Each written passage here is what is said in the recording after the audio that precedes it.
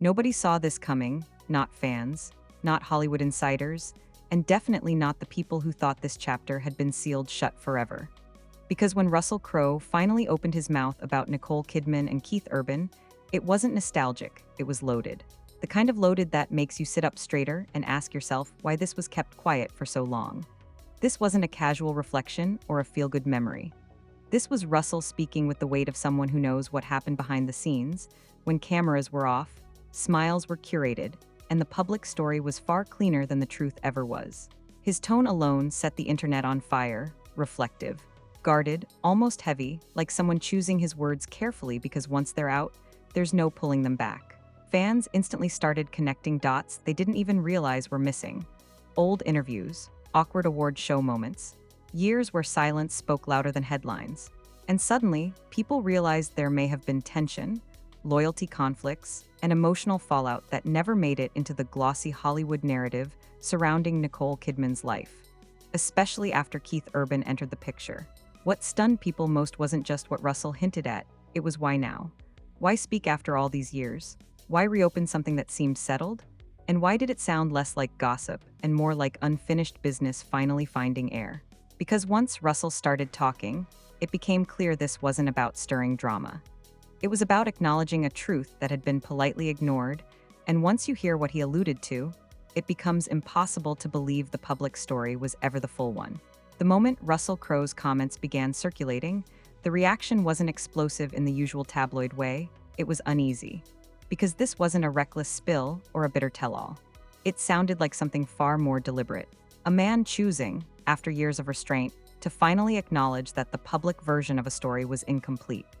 And when the story involves Nicole Kidman and Keith Urban, two of the most carefully respected figures in Hollywood, incompleteness carries weight. Russell didn't rush into sensational detail. In fact, what startled people most was what he didn't say.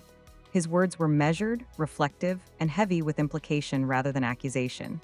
He spoke about timing, about distance, about how certain relationships in Hollywood don't end cleanly.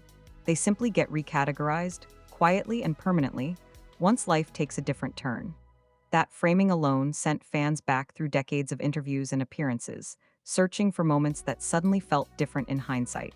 For years, Nicole Kidman's public narrative has been one of grace under pressure, reinvention, survival. A woman who moved through heartbreak, career upheaval, and reinvention with discipline and elegance.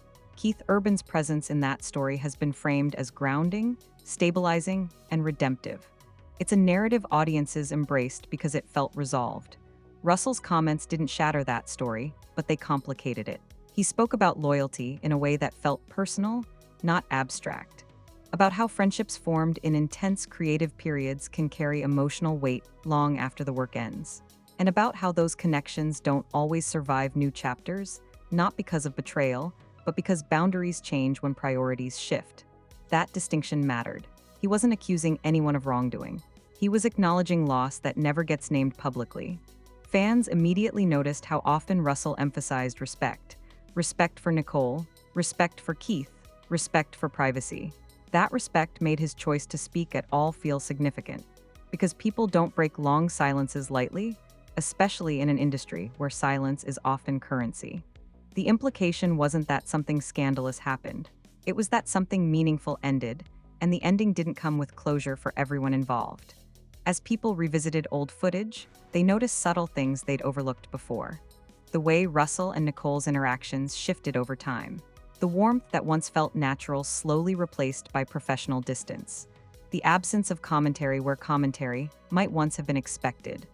None of it proves anything, but together, it painted a picture of emotional recalibration rather than conflict. What Russell seemed to be addressing, more than any specific event, was the cost of unspoken transitions. In Hollywood, narratives are often simplified for public consumption. Relationships are labeled and archived, but real human connections don't always fit neatly into those categories. When someone chooses a new life path, especially one that becomes a defining public identity, people connected to their past often have to recalibrate quietly, without acknowledgement. He spoke about how silence can be misinterpreted as indifference, when in reality, it's often restraint. About how choosing not to speak for years doesn't mean nothing mattered. It can mean too much mattered to reduce it to headlines. That idea resonated with audiences who have experienced friendships that faded not because of conflict, but because life moved in incompatible directions. Importantly, Russell avoided framing himself as wronged. There was no bitterness in his tone. If anything, there was acceptance, but acceptance tinged with the heaviness of things left unsaid. He acknowledged that people grow, that choices are made for survival, stability, and love, and that those choices, while right for one person, can still leave emotional residue for others. This reframing changed how fans interpreted the so-called hidden truth. It wasn't about secrets. It was about emotional realities that never become public narrative, the kind that don't belong to scandal, but also don't disappear just because time passes. Russell wasn't trying to reclaim relevance. He was articulating something that had lived quietly for years, the experience of watching a chapter close without being part of the final sentence. The conversation around Keith Urban remained careful in this phase. Russell didn't criticize him. He acknowledged him as part of Nicole's chosen stability, not as an obstacle or antagonist. That restraint mattered. It kept the story grounded in reflection rather than rivalry. Whatever emotional shifts occurred, Russell framed them as inevitable consequences of life choices, not personal failings. What unsettled fans most is how relatable this all felt. Many recognized the experience of being part of someone's formative chapter, only to become a footnote once their life reorganizes. Not because of malice, but because evolution doesn't ask for permission. Russell's words tapped into that universal ache, knowing something mattered deeply, even if it no longer has a place. This first section of the story didn't reveal a scandal. It revealed complexity. It reminded people that Hollywood relationships, like all relationships, are lived by humans before they're framed by narratives. And that sometimes, the truth isn't hidden because it's dangerous. It's hidden because it's too nuanced for public consumption. As Russell finished speaking, the takeaway wasn't shock. It was stillness. The sense that something real had been acknowledged without being exposed.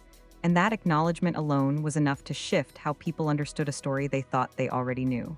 Because once someone finally says, "There was more there than you saw," the past doesn't change, but our understanding of it does. As Russell Crowe's words settled in, the story moved into its second phase, and this is where the discomfort truly set in. Not because anything scandalous was revealed, but because people began to understand what kind of truth he was actually talking about. This wasn't about secrets hidden out of shame. It was about emotional realities hidden out of necessity. And that distinction made everything heavier. In this phase, fans stopped hunting for what happened and started asking what changed.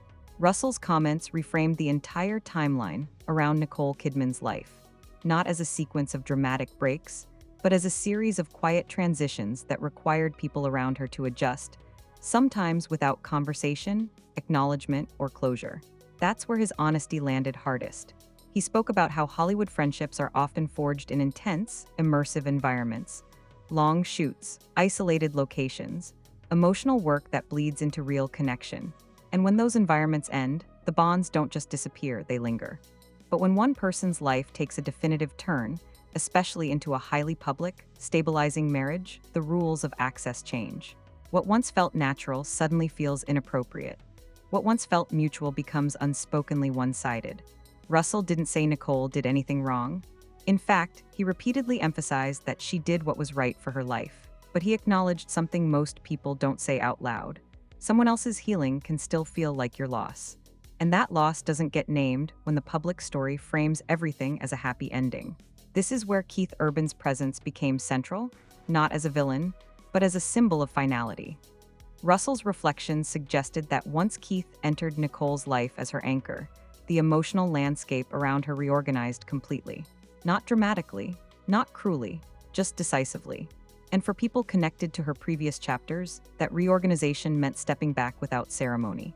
Fans began recognizing how often society assumes that once someone is happily married, all previous emotional ties are automatically erased or invalidated.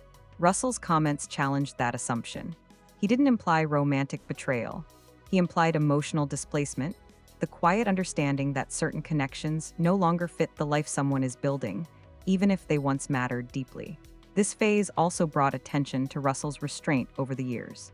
People realized how long he had chosen silence, not because there was nothing to say, but because saying it earlier would have complicated a narrative that wasn't his to disrupt. Speaking now didn't feel opportunistic. It felt reflective, like someone finally acknowledging a chapter after enough time had passed to remove urgency, but not significance. Fans also began to notice how carefully Russell avoided placing blame. He didn't frame himself as excluded.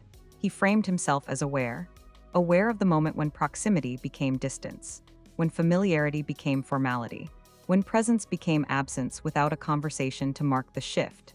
That awareness carried a quiet grief, not resentment. This is where the story started resonating deeply beyond celebrity culture. People saw themselves in Russell's words, the friend you drifted from when their life changed, the connection that mattered but no longer fit, the understanding that some endings don't come with arguments, they come with silence that slowly hardens into reality. Another key element of this phase was how it reframed Nicole Kidman's public image, not negatively, but humanly. Russell's reflections didn't undermine her grace. They underscored the cost of transformation. Becoming someone's wife, partner, and emotional center often requires narrowing the circle, not out of cruelty, but out of focus. And that narrowing inevitably leaves people on the outside who once felt close. Keith Urban, in this framing, wasn't a disruptor. He was the boundary, the life Nicole chose that required other connections to recalibrate.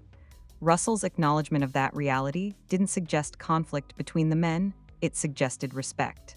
The kind of respect that knows when not to compete for space that no longer exists. This phase also highlighted how Hollywood trains people to keep quiet about emotional nuance.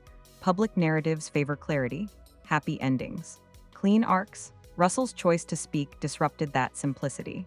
Not by exposing secrets, but by admitting that even the most graceful transitions can leave emotional residue.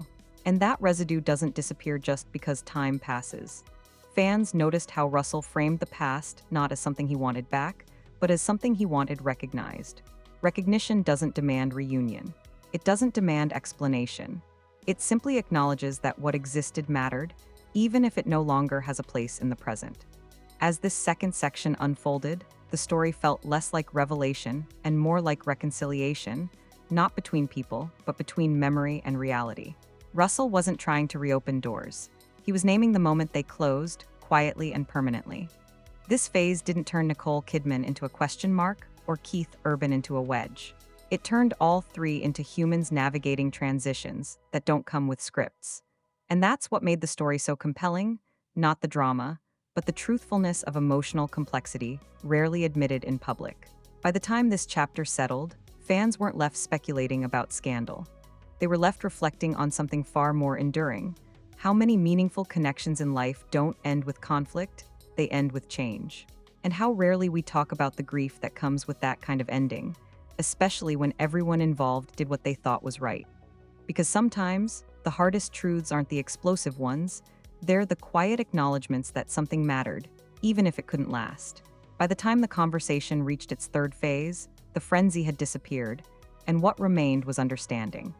Not the kind that wraps things up neatly, but the kind that lingers, heavy and unresolved, because it forces people to sit with truths that don't offer villains or vindication. Russell Crowe hadn't detonated a scandal.